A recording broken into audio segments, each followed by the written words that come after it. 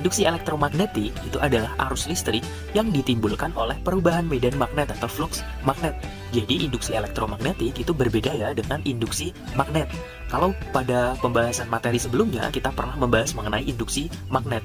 Nah, induksi magnet itu adalah medan magnet yang ditimbulkan oleh arus listrik. Nah, kalau ini kebalikannya. Induksi elektromagnetik itu adalah arus listrik yang ditimbulkan oleh perubahan medan magnet. Nah, sahabat fisika, pada materi ini kita akan mempelajari ada flux magnet, kemudian ada hukum Faraday, ada hukum Lenz, dan penerapan induksi elektromagnetik. Nah, yuk langsung saja ke pembahasan yang pertama, yaitu berkaitan dengan flux magnet. Apa sih itu flux magnet? Nah, flux magnet itu merupakan banyaknya garis-garis medan magnet yang menembus suatu luasan. Nah, misalnya ini nih. Nah, ini misalnya ada sebuah magnet. Nah, di sini kan ada garis-garis medan magnet yang arahnya dari kutub utara menuju ke kutub selatan. Nah, misalnya ini di depan magnet ini kita taruh sebuah kumparan. Nah, maka akan ada garis-garis medan magnet yang menembus kumparan ini. Nah, banyaknya garis-garis medan magnet yang menembus luasan ini itu yang disebut dengan istilah flux magnet. Nah, sekarang apabila garis-garis medan magnetnya itu dia membentuk sudut terhadap garis normal bidang.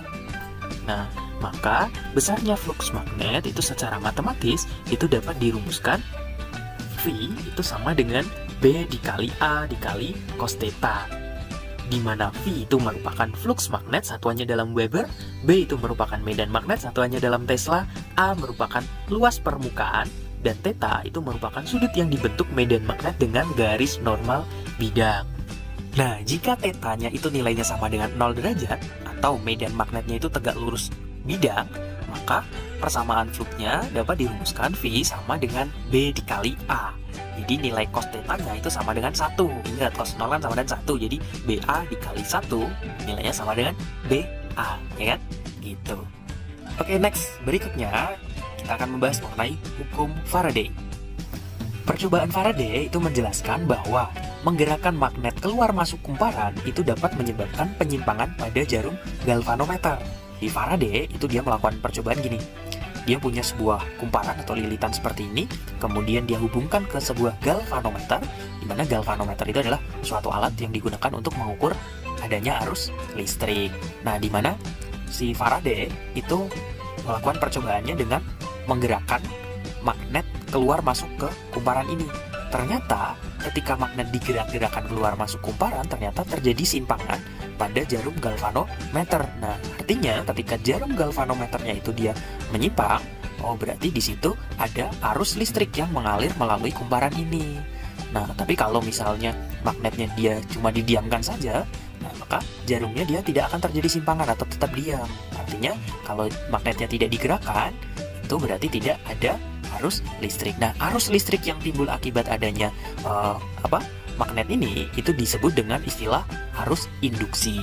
Nah, arus itu dapat mengalirkan kalau ada tegangan, ya kan?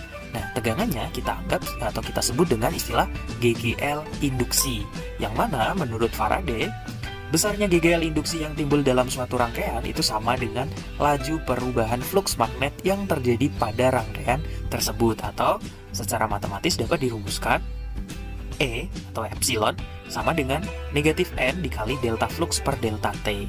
Atau kalau misalnya untuk waktu yang sangat singkat, epsilon sama dengan negatif N dikali D flux dt atau turunan flux terhadap waktu gitu. Dimana E-nya atau epsilonnya itu merupakan GGL induksi satuannya dalam volt, kemudian N merupakan jumlah lilitan, delta flux itu merupakan perubahan flux magnet, delta T merupakan selang waktu. Nah, D flux dt itu merupakan turunan flux terhadap waktu. Nah, kok di situ tandanya negatif? Kenapa? Nah, ini akan dijelaskan di hukum Lenz. Oke, langsung aja yuk. Untuk hukum Lenz, jadi menurut Lenz itu bahwa arus induksi yang timbul dalam kumparan menghasilkan medan magnet yang berlawanan arah dengan medan magnet yang menghasilkan arus induksi tersebut. Jadi misalnya yang bisa kita lihat pada gambar ini, jadi ketika magnetnya ini kutub utara digerakkan masuk ke kumparan, di sini di kumparan ini ada medan magnet induksi yang arahnya berlawanan dengan arah gerak magnet ini. Dimana ketika ini magnetnya digerakkan keluar, maka di sini akan timbul medan magnet induksi yang arahnya ke kanan gitu. Jadi tanda negatif di sini itu menunjukkan bahwa arah medan magnet induksi pada kumparan ini itu arahnya berlawanan arah dengan medan magnet yang menimbulkan arus induksi tersebut gitu. Oke sahabat fisika, biar lebih jelas yuk langsung saja ke contoh soal berikut ini. Sebuah kumparan memiliki jumlah lilitan 1000 mengalami perubahan fluks magnetik dari 9 kali 10 pangkat min 5 Weber menjadi 3 kali 10 pangkat min 5 Weber dalam selang waktu 10 milisekon. Tentukan GGL induksi yang timbul.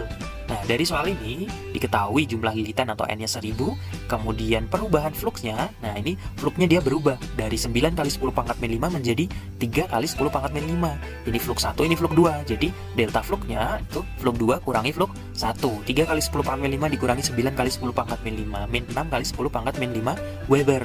Nah, ini dalam selang waktu delta T 10 milisekon atau 0,01 sekon, atau kalau diubah ke notasi ilmiah jadinya 10 pangkat min 2 sekon. Nah, tentukan besar GGL induksi atau epsilonnya berapa sih? Nah, kita bisa gunakan persamaan dari hukum Faraday, di mana epsilon sama dengan min N dikali delta flux per delta T.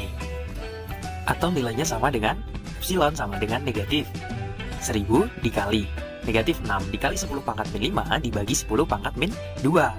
Nah, atau sama dengan 6 volt, ya kan? Jadi 10 pangkat min 5 dibagi 10 pangkat min 2 kan masih 10 pangkat min 3 dikali 1000 kan sama dengan 1. Negatif 1 dikali negatif 6 kan? Jadi nilainya adalah 6 volt. Besarnya GGL induksi yang timbul. Kemudian contoh soal berikutnya. Soal nomor 2. Kumparan dengan 10 lilitan mengalami perubahan fluks magnetik dengan persamaan flux sama dengan 0,02 T pangkat 3 ditambah 0,4 T kuadrat ditambah 5 dengan flux dalam satuan Weber dan T dalam satuan sekon. Tentukan besar GGL induksi saat T sama dengan 1 sekon. Nah, ini soalnya sama, masih berkaitan dengan hukum Faraday, cuman soal yang kedua ini fluksnya dalam bentuk persamaan. Maka untuk mencari GGL induksinya kita bisa menggunakan persamaan epsilon sama dengan negatif N di flux dt, di mana d flux dt itu merupakan turunan dari flux ini terhadap T. Nah, atau kalau ini diturunkan jadinya berapa nih? Kayak atau fluxnya sama dengan negatif N-nya kan 10.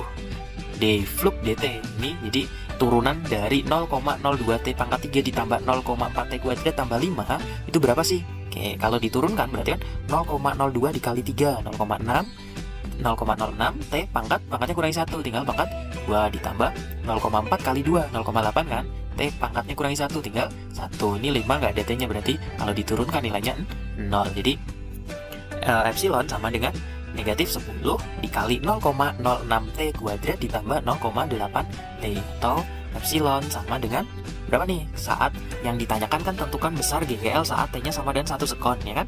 Berarti epsilonnya saat T sama dengan 1 sekon, ya udah T-nya tinggal ganti 1 sekon aja. Jadi negatif 10 dikali 0,06 dikali 1 kuadrat ditambah 0,8 kali 1, atau sama dengan ya, negatif 10 dikali 0,06 ditambah 0,8 kan 0,86 dikali 10 di tinggal 8,6 volt.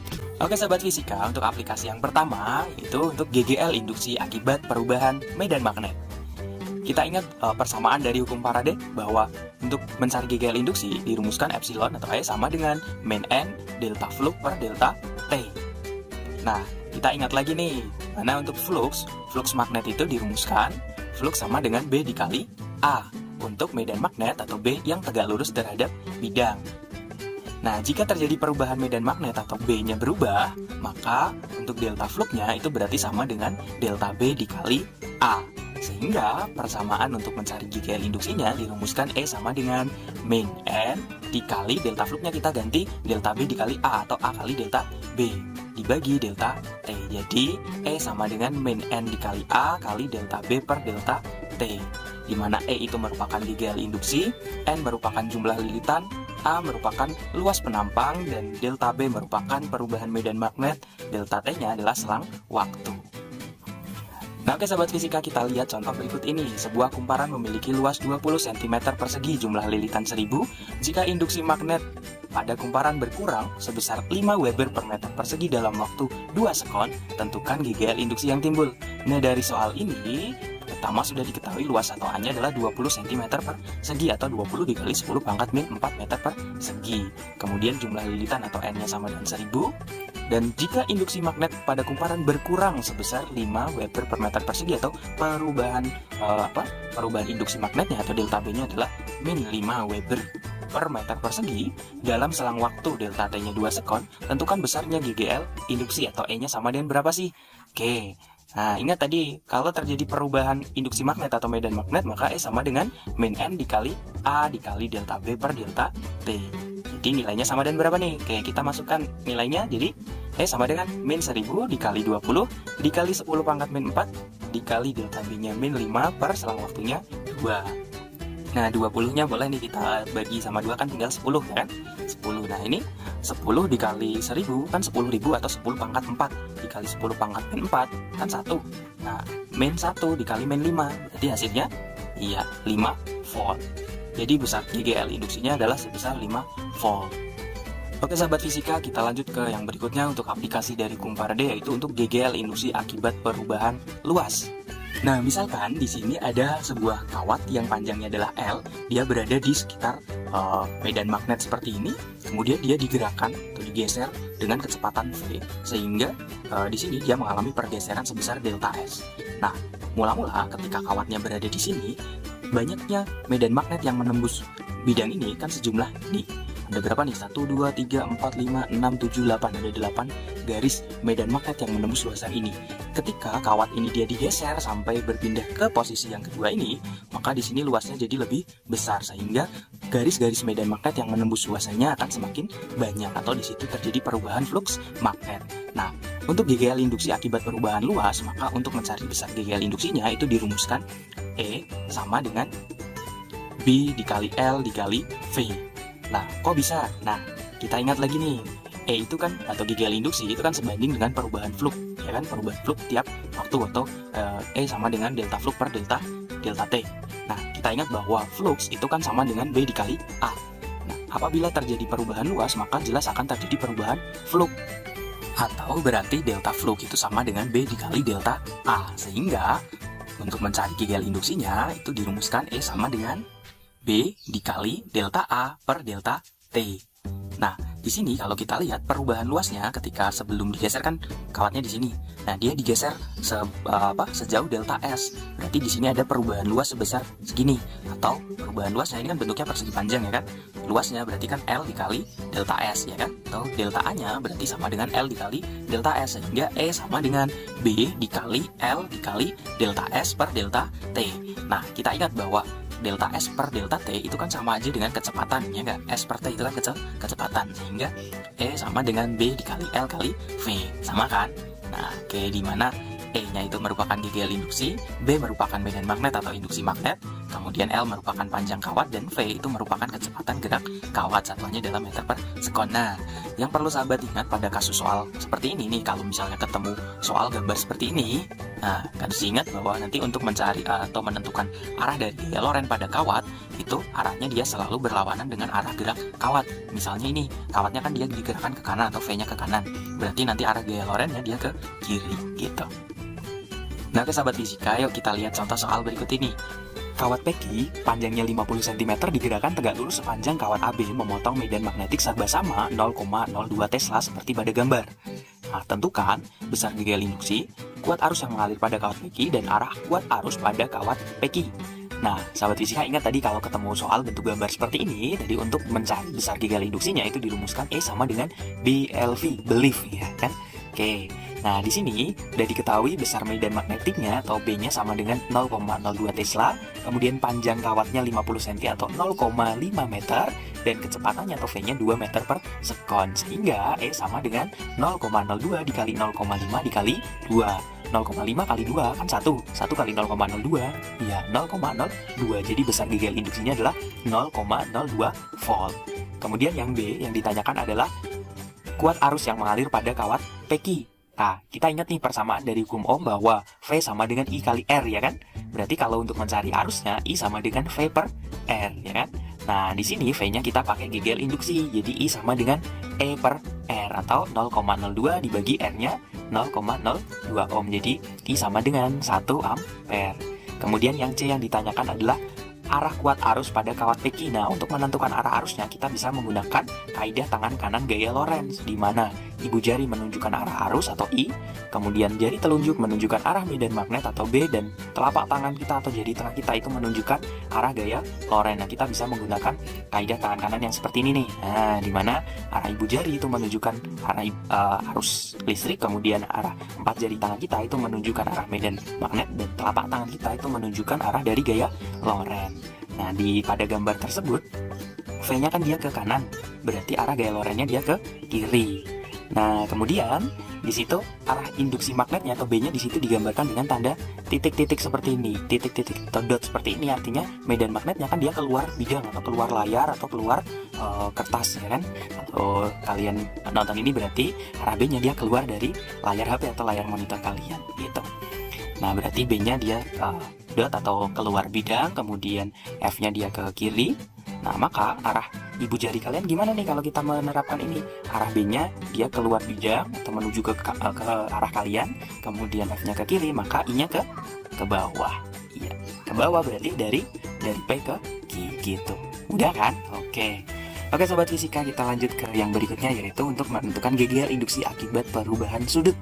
Nah, aplikasi ini itu contohnya adalah pada generator atau genset, dimana pada generator itu ada dua buah magnet, ini kutub utara, ini kutub selatan. Kemudian antara dua magnet ini ada kumparan yang selalu berputar.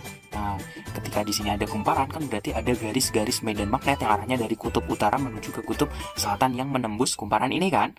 Nah, karena kumparannya dia selalu berputar, maka jumlah garis medan magnet yang menembus kumparan ini itu akan selalu berubah-ubah gitu. Nah, misalnya gini, ketika posisinya seperti ini, ya kan, bisa aja nggak ada yang menembus kumparan ini, tapi ketika dia muter, maka akan ada kumparan yang akan ada medan magnet yang menembus kumparan ini, dan begitu seterusnya. Dia akan selalu berubah-ubah. Kenapa? Karena kumparannya dia selalu berputar. Nah, kita ingat lagi untuk persamaan dari hukum Faraday, E sama dengan main N D flux dt, di mana flux itu kan sama dengan BA dikali cos theta, ya kan? Atau BA dikali cos omega T. Jadi tetanya boleh kita ganti jadi omega T. Ingat lagi persamaan theta pada gerak melingkar gitu. Sehingga E sama dengan min N D dt dari BA cos omega T. Jadi BA cos omega T nya ini kita turunkan. Turunan dari BA cos omega T kalau diturunkan terhadap T, jadinya gimana nih? B sama A ini kan nggak ada T nya. Jadi ini kita anggap konstanta, boleh kita keluarkan. Jadi E sama dengan min N dikali B dikali A, kemudian cos omega T kalau diturunkan, turunan cos itu kan min sin, terus cos omega T ini kalau diturunkan berarti jadinya min omega sin omega T, ya kan? Omeganya kita keluarkan dulu, jadi dikali min omega sin omega T, atau E nya jadinya N dikali B kali A omega sin omega T, atau biar lebih mudah kita tuliskan jadi E sama dengan B A omega N sin omega T bakwan, ya enggak? Ya kan? Oke, nah gitu. Nah, untuk besar GGL induksi maksimumnya ini kan jadi selalu berubah-ubah. Tapi untuk mencari GGL induksi maksimumnya gimana? Nah, nilai sin itu kan nilai maksimumnya sama dengan 1. Jadi GGL induksi maksimumnya akan bernilai maksimum apabila nilai sinnya sama dengan 1, sehingga E max-nya itu sama dengan BA omega N gitu. Dimana E itu merupakan GGL induksi, B merupakan medan magnet, A merupakan luas permukaan atau luas penampang dari kumparan, kemudian omeganya merupakan kecepatan sudut, dan N-nya merupakan jumlah lilitan pada kumparan gitu. Oke, biar lebih jelas yuk kita lihat contoh soal berikut ini. Seseorang bekerja mereparasi sebuah generator listrik. Kumparan diganti dengan yang baru yang memiliki luas penampang 2 kali lipat dari semula dan jumlah lilitan 1,5 kali dari semula.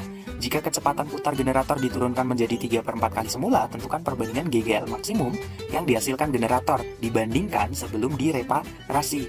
Nah, dari soal ini, sebelum direparasi itu kan kita anggap A1 atau luas kumparan satunya itu sama dengan A. Kemudian jumlah lilitan atau N1-nya sama dengan N, omega 1-nya sama dengan omega. Nah, setelah direparasi atau sesudah direparasi itu di situ kumparannya diganti dengan luas penampang A2 itu 2 kali lipatnya atau 2A. Kemudian jumlah lilitannya diganti 1,5 kali semula atau N2 sama dengan 1,5 N. Dan kecepatan putarnya atau kecepatan sudutnya omega 2 itu dijadikan 3/4 kali semula atau 3/4 omega. Maka perbandingan setelah direparasi sama sebelum direparasi, GL maksimumnya berapa? Atau E2 banding 1 itu berapa sih? Nah, kita ingat lagi nih bahwa E itu kan sama dengan BA omega N bawah 1, ya kan? Jadi, E2 banding E1 itu sama dengan B2A2 omega 2 kali N2 dibagi B1 A1 omega 1 kali N1. Nah, pada kasus ini yang diubah itu kan cuma kumparan sama kecepatan putarnya saja. Medan magnetnya kan tetap nggak dirubah, jadi B2 sama B1-nya sama, jadi boleh kita coret. Nah, oke. Sekarang kita masukkan nih, A2-nya kan 2A. Jadi E2 per E1 sama dengan 2A dikali 3/4 omega dikali 1,5 N per A dikali omega kali N. Oke, hanya boleh kita coret, omeganya coret, N-nya coret. Oke, yang bawah berarti kan tinggal 1 ya kan. Sekarang 2 kali 3/4 dikali 1,5. 2 kali 1,5 itu kan 3. 3 dikali 3/4. Berapa nih? 9/4. Oh, jadi perbandingan GGL maksimum sesudah direparasi dan sebelum direparasi adalah 9/4. Misalnya sebelum direparasi itu dia hanya menghasilkan GGL sebesar 4 volt. Berarti setelah direparasi jadi dia bisa menghasilkan GGL induksi sebesar 9 volt gitu. Cukup mudah bukan? Nah, gitu.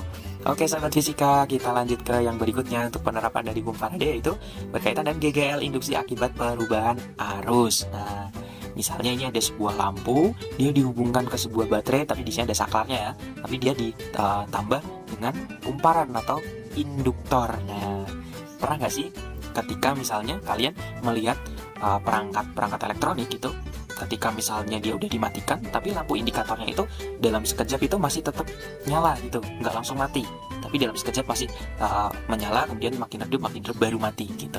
Nah, kok bisa? Nah, jadi pada saat membuka dan menutup saklar dengan cepat terjadi laju perubahan kuat arus listrik pada kumparan, sehingga pada kumparan terjadi perubahan fluks magnet yang ditimbulkan perubahan arus tersebut. Akibatnya pada kumparan timbul GGL induksi diri dan lampu tampak menyala sekejap. Jadi ketika ini dihubungkan ke baterai itu kan juga ada arus listrik yang mengalir ke kumparan ini, ya kan?